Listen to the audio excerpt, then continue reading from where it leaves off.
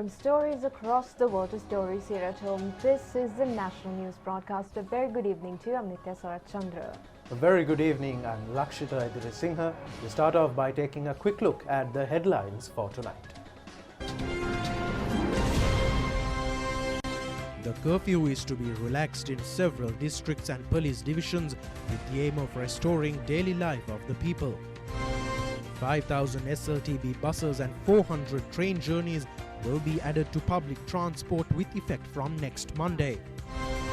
The number of fully cured corona patients increases to 86. The Prime Minister says the Election Commission is bound to declare an alternate date if it is unable to hold the general election on a date named by the President. A 3-hour operation to rescue a tiger. For the first time in history, Queen Elizabeth II cancels a guard of honor on her birthday.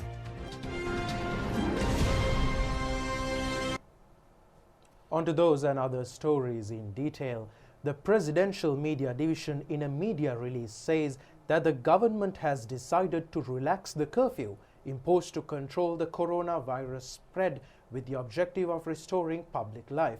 With effect from Monday the 20th of this month, imposition and withdrawal of curfew in respective districts and within police divisions of the districts will take place accordingly. The curfew currently being imposed in districts other than Colombo, Gampaha, Kalutara, Puttalam, Kandy, Kegol and Ampara will be lifted at 5 a.m. on Monday the 20th of this month and will be reimposed at 8 p.m. on the same day. The communique adds that curfew in these districts is to be implemented daily only from 8 p.m. to 5 a.m. The media release also says that the curfew imposed in the police divisions of Alawatugoda, Akurana, Warakapola and Akkarepattu in the districts of Kandy, Kegol and Ampara districts will not be lifted and will continue until further notice. It also says that curfew in other police divisions in the 3 districts will be daily lifted at 5 a.m. and reimposed at 8 p.m. on the same day with effect from Monday the 20th of this month. The Presidential Media Division release further says that other than in several police divisions in the districts of Colombo, Gampaha, Kalutara and Puttalam, the curfew will be lifted at 5 a.m. and reimposed at 8 p.m. on the same day with effect from Wednesday the 22nd of this month. According to the media release, the police divisions in the Colombo district in which the curfew is to be implemented continuously are Kotahena, Grand Pass, Bambalapitiya, Keselwatta, Maradana, Gotatuwa, Mulleriyawa, Wellampitiya, Mount Lavinia, Dehiwala and Kohuwala.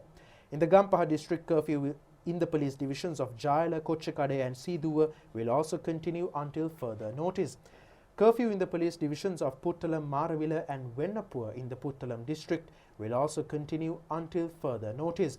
The curfew in the police divisions of Bandaragama, Payagala, Beruwala and Alutgama in the Kalutara district will also continue until further notice.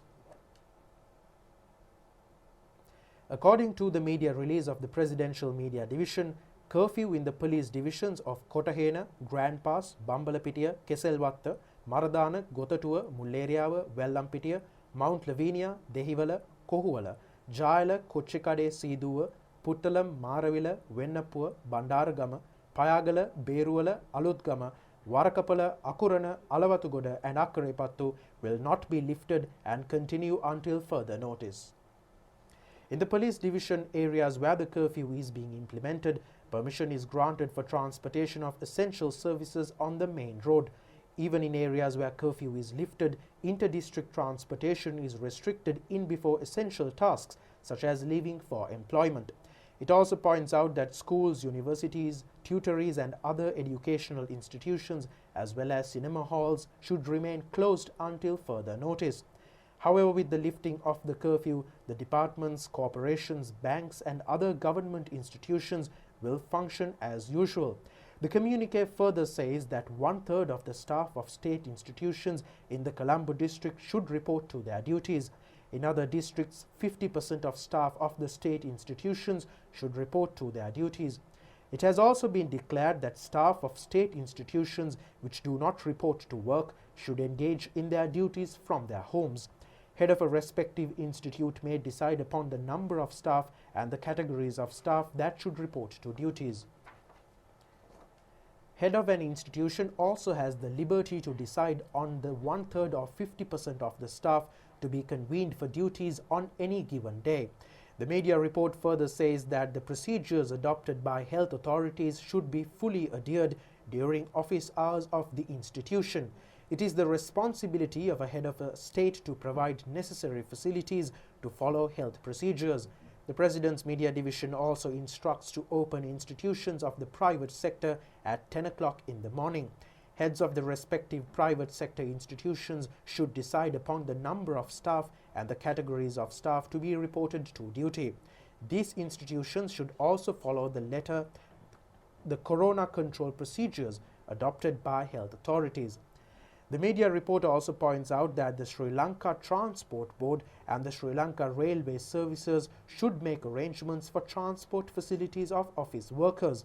It also points out that it is compulsory for the entire staff engaged in state transportation services and those engaged in the provision of essential services to report for duties. The buses, vans or train compartments should carry only half the capacity of passengers. All vehicles should be sterilized. The government requests private transportation institutions to recommence services under such conditions. The President's Media Division further says that holding of all types of ceremonies, pilgrimages and recreational tours, carnivals, processions and meetings has been banned until further notice. A request has also been made to suspend the conducting of religious ceremonies as well, as assembling of people is an obstruction to control the spread of the virus. The communique also points out that stringent measures taken to safeguard the general public from the deadly infection have achieved progress. It was this progress that has enabled to relax the curfew. Another objective of the relaxation of the curfew is to grant redress to most impoverished and threatened groups. The communique further says that the coronavirus threat has not fully dissipated. Therefore, it is the duty of the general public to act with responsibility by following health instructions. Now, Prime Minister Mahinda Rajapaksa says that the Elections Commission is bound by its duty to name an alternate date if it is not possible to hold the parliamentary elections on the date recommended by the President. He further points out that the Commission has no authority to postpone the poll without naming a date. Now, a communique issued under the signature of Prime Minister Mahinda Rajapaksa says the country has faced the coronavirus pandemic in the midst of a massive economic collapse. The main reason attributed to such a situation has been the economic misadministration that had prevailed in the country from 2015 to 2019. The message adds that the previous regime was not successful even to pass an interim account to pay arrears to supplies of medicine and fertilizer. The Prime Minister also says that the only consolation under such circumstances have been the financial powers entrusted upon the President through Article 153 of the Constitution.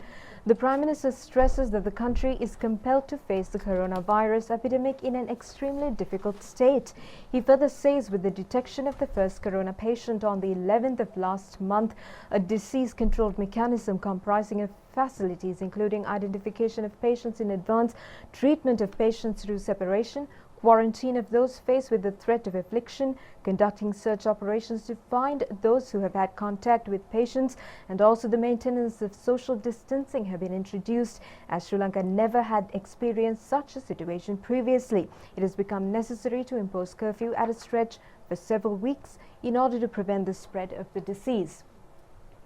The Prime Minister's media release further says that a methodology has been implemented during the period to provide essential food and medicine to the homes of people. The government has successfully undertaken the task of extending aid to identified low-income families. A special program has also been implemented to strengthen the livelihood of farmers and fishermen in order to carry forward the production process. He adds that it was a genuine miracle of the administrative capabilities to organize such a task within a short period. The entire world acknowledges today the immense success achieved by Sri Lanka in controlling the coronavirus infection. It is no secret that the leadership provided by President Gotabaya Rajapaksa in such unfavorable circumstances have been appreciated and honored by the entire population of the country. Prime Minister Mahinda Rajapaksa also says that the health staff of Sri Lanka, including doctors and nurses, have won the attention of the entire world due to extreme kindness being extended to the patients and their commitment to duty. Proliferation of the disease has been further controlled due to the skillful nature and commitment shown by intelligence divisions in extracting those who had maintained contact with patients, and also due to the efficiency of the three armed forces in maintaining the quarantine process. The Prime Minister's media release adds that public servants of every rank, including police personnel, have contributed towards the success of the COVID-19 eradication program. The Prime Minister says that in a world that has become insecure due to the coronavirus today, Sri Lanka has become the most safe place. The country has been elevated to such a position in the background of a destroyed economy and existence of an opportunistic opposition with no love for the country and striving to bring down the government in every possible instance.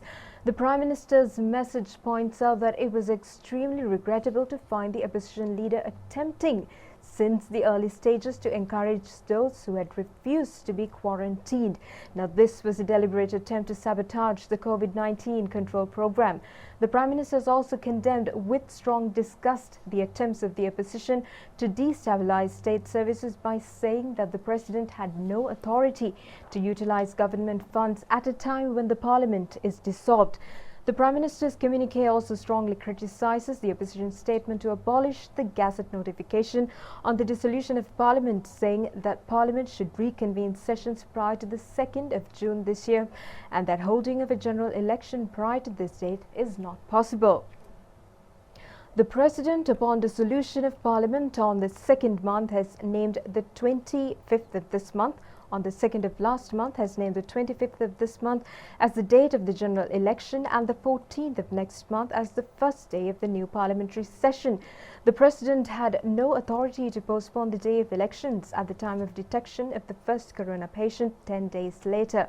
The Elections Commission is bound to declare an alternate date if it is not possible to hold the poll on a day named by the President under Clause 24, Subclause 3 of the Parliamentary Election Act No. 1 of 1981. Therefore, the Elections Commission has no authority to postpone the parliamentary elections without naming an alternate date. It is not possible to disregard legal procedures which are mandatory based upon assumptions of events that would take place weeks or months from now. The Elections Commission must first fulfill its responsibilities under Clause 24, Subclause 3 and then direct its attention onto any issue that has to be discussed. Sri Lanka is the only democratic country in the world with political parties that have annulled a declared parliamentary election by submitting a petition to the Supreme Court. The Prime Minister points out that the attempts to prolong the present parliamentary election are only an extension of that undignified history. The daily routine of society should recommence at any moment. The Prime Minister in his message further assures that the government is accountable to all people in the country. He further points out that therefore it will act amidst any challenge to safeguard the security of the people, the economy and the political status of the country. The Ministry of Health says that the number of corona-infected patients has increased to 248. 4 more patients were reported today. Meanwhile, 9 persons were fully cured and returned to their homes today. 3 of the patients confirmed to have been afflicted with COVID-19 disease today were those who were undergoing quarantine at the Oloville Quarantine Centre. Specialist Physician and Director General of Health Services Dr. Anil Jasinghe says the other patient was undergoing self-quarantine in a home. Minister Pavitra Wanyarachi says that 4 new corona-infected persons have been found. The minister added that 3 of them were from the Oloville Quarantine Centre. The other patient was a female from Ramukkana who was undergoing self-quarantine.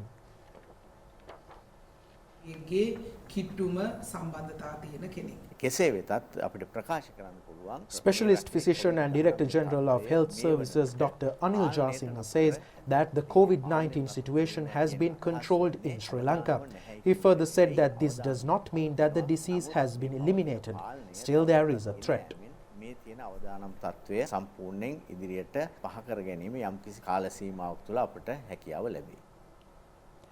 The number of those fully cured has increased to 86. Only 7 COVID-19 related deaths have been reported.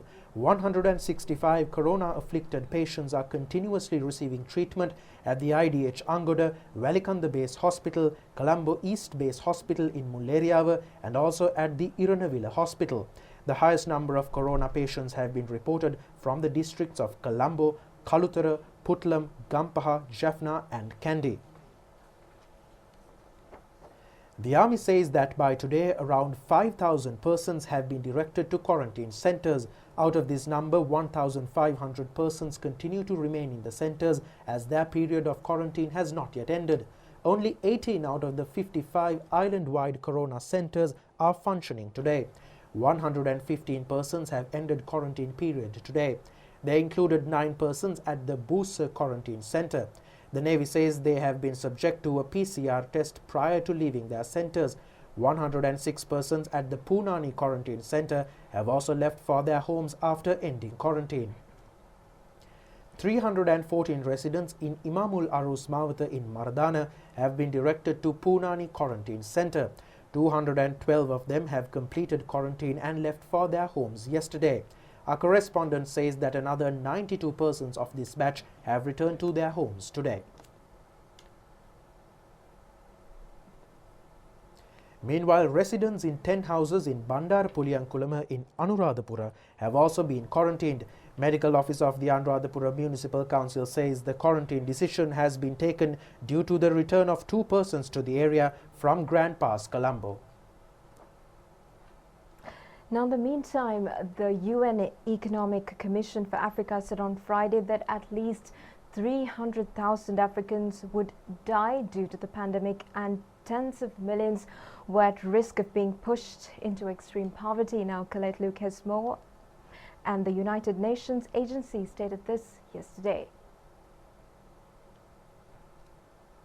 The COVID-19 pandemic will likely kill at least 300,000 Africans and risks pushing 29 million into extreme poverty, a United Nations agency said on Friday. The UN Economic Commission for Africa, known as the UNECA, is calling for a $100 billion safety net for the continent, but the head of the United Nations said much more was needed.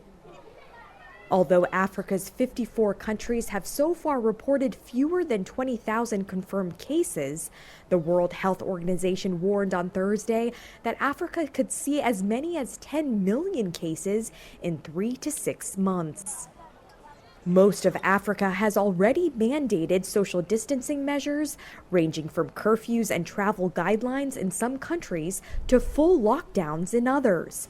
But combating the disease is complicated by the fact that 36% of Africans have no access to household washing facilities.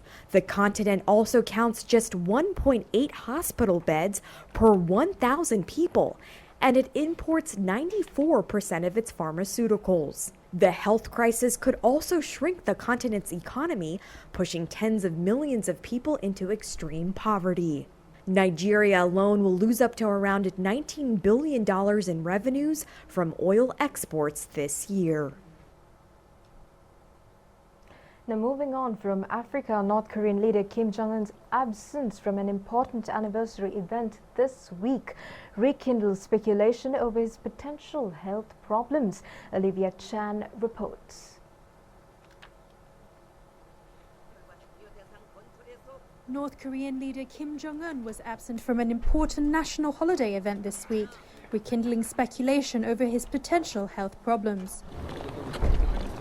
North Korea on Wednesday marked the anniversary of the birthday of its founder, Kim's grandfather Kim Il-sung. Known as the Day of the Sun, state media show senior officials paying tribute to the embalmed body of the former leader. But there's no mention of Kim Jong-un as part of the delegation, unlike past holidays. He was also absent from the photos released by the party newspaper. Analysts say Kim, who is aged 36 and overweight, may be having health problems. The North Korean leader was last publicly seen presiding over a Politburo meeting of the ruling Workers' Party last Saturday. Adding to the absence, Pyongyang also fired multiple short-range missiles on Tuesday, according to the South Korean government.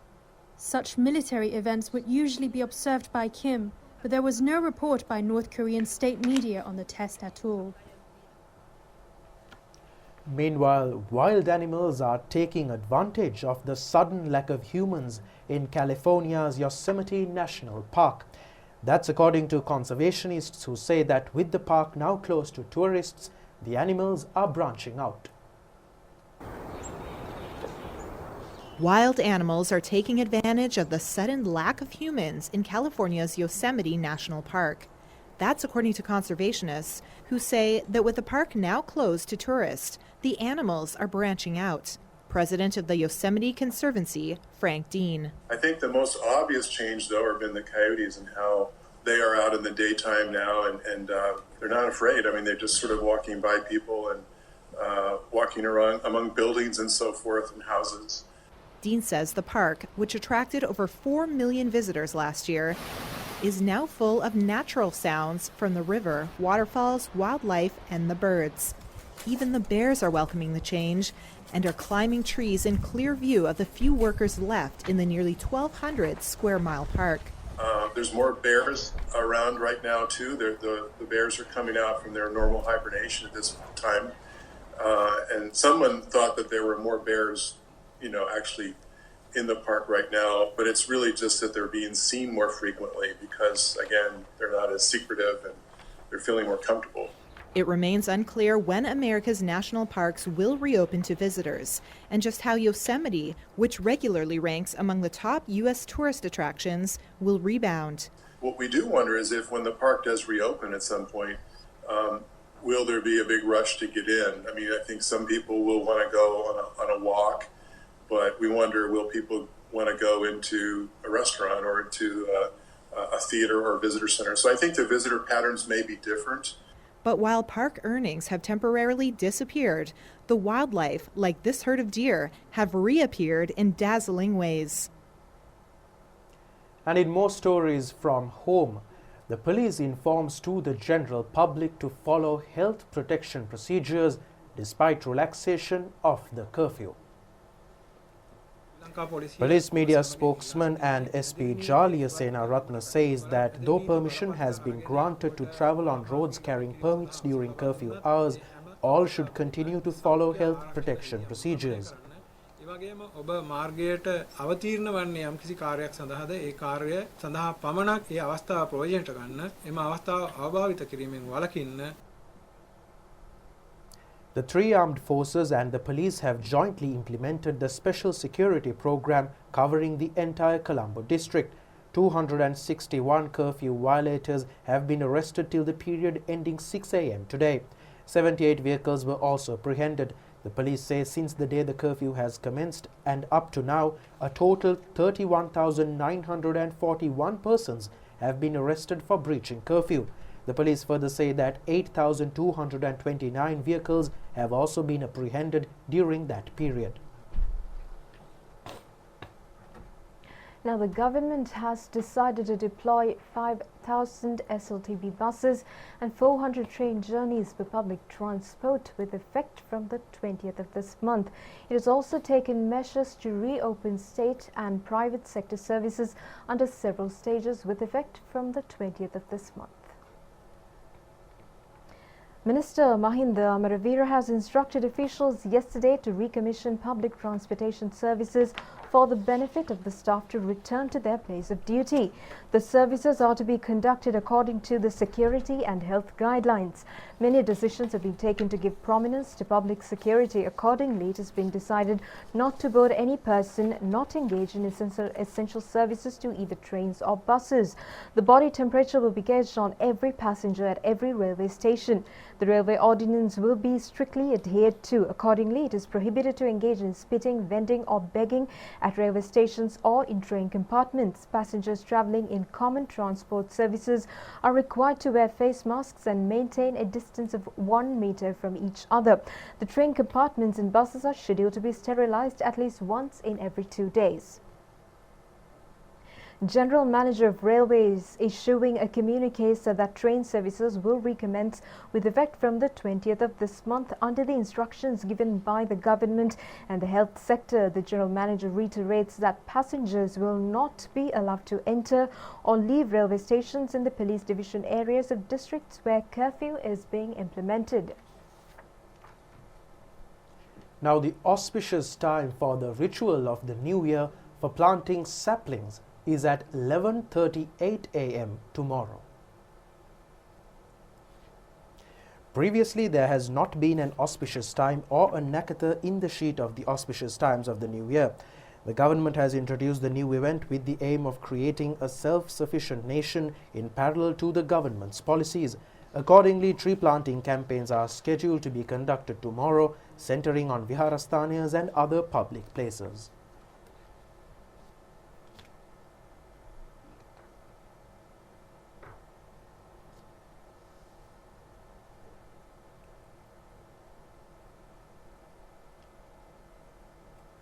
The national television, as the forerunner of the state media, will provide a live telecast of tomorrow's program. The assistance of the Medical Faculty Students Action Committee and the National Action Centre for Prevention of Proliferation of COVID-19 is being extended for the program. The national television requests viewers to plant a sapling at the auspicious time and send pictures to the station via WhatsApp. Any inquiries in this regard should be made to telephone numbers 077 1280 666 and 071 2416 446. Now, Anunayaka of the Askiriya chapter, Venerable Venture Upali Thera, says that all must unite to create a country where everyone could live in peace and coexistence. Now, the Venerable Thera requests devotees to engage in Buddhist religious observances according to the health protection methods, in invoking merit to those killed in the Easter Sunday attack and to bless recovery to those who were injured from the attacks. Anunayaka of the Askiriya chapter, Venerable Venture Upali Thera, says that the highest point of extremism that had been developed over a considerable period in a slow manner had taken place on Easter Sunday. All must extend cooperation to eradicate extremism and build a country where people will be able to live in brotherhood and harmony. Meanwhile, the program to provide 5,000 rupee allowance to several other groups of people affected by the COVID-19 pandemic is being successfully conducted. The Ministry of Women's and Child Affairs and Social Empowerment says that selection of eligible groups to receive relief is being carried out through rural committees. The program is being conducted according to the guidelines of the Presidential Task Force on Coordination and Follow-up on Provision of Continuous Essential Public Services. The sectors eligible for the relief include preschool teachers, private sector bus drivers and conductors, physicians registered in the Ayurvedic Medical Council but engaged in government service, handicraftsmen, handloom industrialists, women receiving maintenance allowances according to court orders, tea small holders deprived of income, and regional media personnel.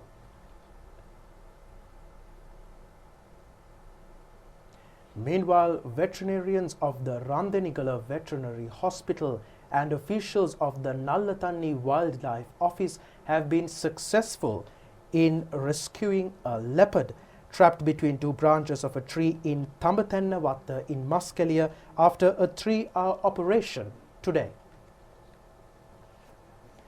The beast was reported to have got caught in a trap laid to hunt wild boars in a vegetable cultivation yesterday. The animal was able to break the trap and flee to a nearby tea plantation. It has climbed a 20 feet high tree in the tea estate and was trapped within 2 branches of the tree. The physicians were able to bring it down after giving anesthetic. The leopard brought to the Udavalava Veterinary Hospital upon treatment. An official at the Wildlife Office in Nallathanni said that this leopard is around 4 years of age and was loitering in the Sripada Protectorate.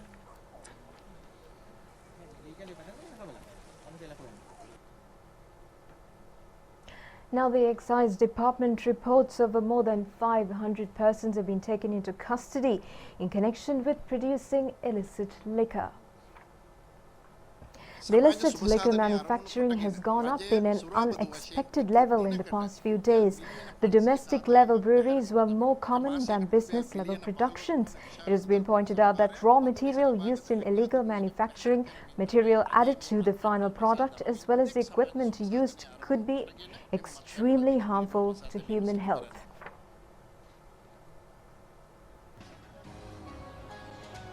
And that's all the stories we have for you tonight. We'll see you tomorrow at the very same time. Good night. Good night.